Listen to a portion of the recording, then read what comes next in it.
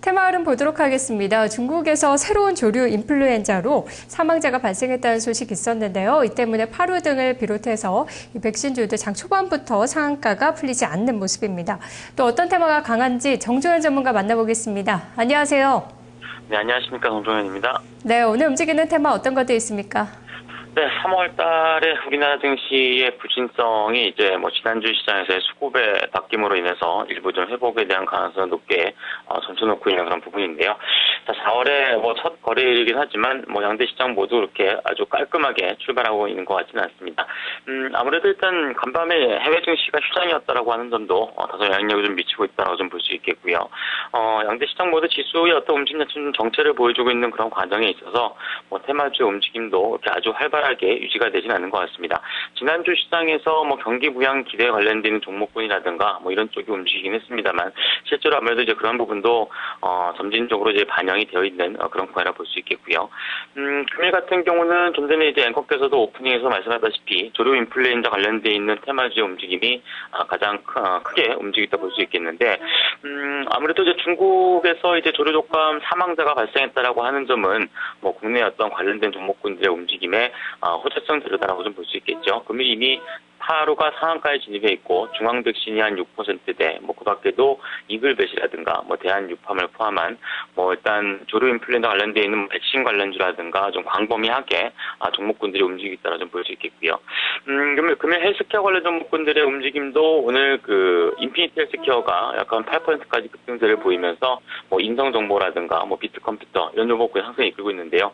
인피니티 헬스케어가 아무래도 이 올해 흑자 전환할 가능성이 높다라고 하는 그런 평가를 받는 가운데 관련된 종목군들의 상승률을 끌고 있다라고 좀 볼 수 있을 것 같습니다.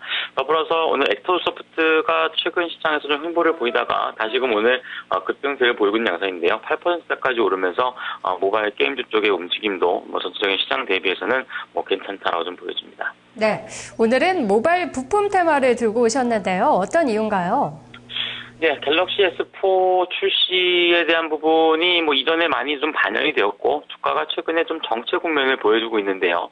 아무래도 일단 모멘텀이라든가 이런 부분에 있어서는 여전히 유지가 될 만한 그런 상황이기 때문에 아무래도 본격적인 이제 실적 발표 시즌, 즉 1분기 실적 발표가 이제 조립이 되는 4월을 맞이해서 아무래도 실적에 대한 기대 심리도가 높은 쪽에 대한 관심도는 재차 유지가 돼야 되지 않나라고 좀 보여집니다. 특히나 이제 코스닥 시장은 항상 이제 4월달, 최근에 몇 년간 보면 4월달에 주가가 올랐던 적이 별로 없습니다. 그만큼 이제 분기 실적이 발표되는 시즌에 있어서 실적에 대한 부담감이 상 높게 작용했었는데 아무래도 삼성전자가 올해 1분기에 약한 8조 원대 영업이익, 그리고 2분기에는 높게는 10조 원대 영업이익을 낼 것이다라고 하는 그런 평가를 받고 있기 때문에 삼성전자 향 쪽에 납품 비중이 있는 업체군들에 대해서는 여전히 실적에 대한 호전 가능성이 충분히 높다고 좀 보여집니다. 아직은 시기적으로 좀 이르긴 하지만 갤럭시 S4에 대한 수혜 기대감도 충분히 있다고 좀 볼 수 있기 때문에 실적에 대한 안정성이 결국엔 주가의 안정을 이끌어낼 수 있다라고 하는 그런 측면에서 보시는 게 좋을 것으로 판단이 되고요. 최근에 지난주 시장에서도 이제 관련된 종목군들이 크게 움직인 경우는 거의 없습니다. 그러니까 코스닥 지수 같은 경우도 550선 중반권에 좀 정체를 보여주고 있기 때문에 관련된 대형주라든가 중대형사 쪽도 크게 움직이지는 않는데요. 대표적으로 BH라든가 옵트론텍, 그리고 디지털옵틱, 대덕 GDS, 플렉스컴 이런 종목군들을 일단 삼성전자 향의 중심적인 종목으로 보시면 될 것 같고요. 대체적으로 1분기 실적에 대한 안정성도 높게 평가를 받고 있기 때문에 횡보를 보이는 그런 구간에 있어서는 오히려 관심을 가져올 만하지 않나 보여집니다. 네, 종목들이 많습니다. 따라 사기보다는 지금 미리 사두는 전략인데요. 어떤 종목 잡아볼까요? 예, 오늘 옵트론텍을 좀 보도록 하겠는데요. 카메라 모듈 관련 이제 업체죠. 특히나 이제 갤럭시 S4가 나오면서 이 고화질 하이엔드급에 대한 카메라 필터에 대한 수요가 크게 증가할 거로 보여지는데 현재도 이제 수요가 상당히 좀 타이트하다라고 좀 많이 알려지고 있습니다.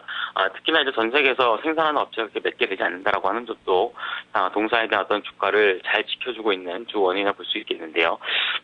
현재 주가는 약간 16,000원권 내외에서 움직이고 있는 모습인데, 현 주가 수준 정도면은 충분히 공략이 가능하다 보여지고, 목표 주가는 18,000원권 제시되기도 하겠고요. 다만 이제 코스닥 시장의 전체적인 움직임도 그렇고, 종목들이 이제 고가권역에서 매달렸다가 내려오는 그런 구간에 있어서는, 지지력을 좀 확보해야 된다라고 하는 점이 있기 때문에, 좀 타이트하게 보면은 15,500원권역은 유지를 시켜줘야 추가적인 상승세가 좀 더 가능할 거라고 좀 보여집니다. 네, 잘 들었습니다. 전문가님 고맙습니다. 네, 감사합니다. 테마나우 오늘은 IT 부품 테마 봤는데요. 그중에서도 모바일 부품 테마 옵트론텍을 선택해 주셨네요. 매수가 현재가에서 진입 가능합니다. 목표 주가 18,000원까지 봤습니다. 이 영업이익률이 거의 20%에 가까운 회사로 스마트폰 부품 업체 중에서는 최고의 수익성을 자랑하는 회사인데요. 앞으로 상승할 수 있을지 함께 지켜보시면 좋을 것 같습니다. 테마나우였습니다.